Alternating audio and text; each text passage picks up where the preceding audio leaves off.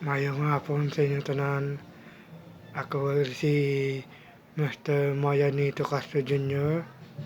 and Papa Bon dito sa Ciudad Lilo.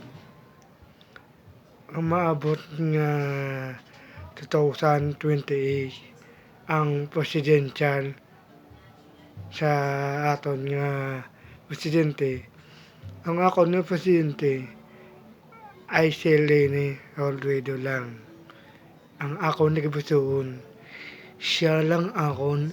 Alin sa una, pag-eleksyon pang 2022, siya ang akong boto. Siya ang akin na botohin sa 2020. Kaya, kung gaano ko siya ang pagmamahal sa tao, matumulong sa kapwa ng tao. Hindi nyo alam kung gaano si Leni pagkikita nyo. Hindi kita papabayaan ni Leni Robredo.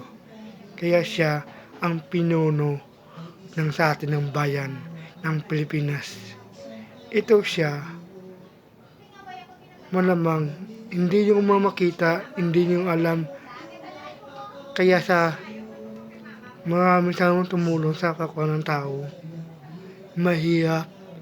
Kaya nandyan siya, handa sa tumulong. Diba? Hindi nyo alam kung gaano.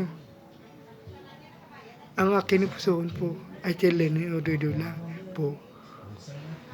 Yan po ang akin na Pangulo, si Leni Robredo.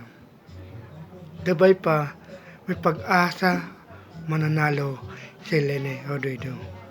Ang aking puso, walang iwanan. Siya po, parang nanay ko siya eh. Matiwala mo sa kanya, ibigay sa iyo ang yung pangarap mo.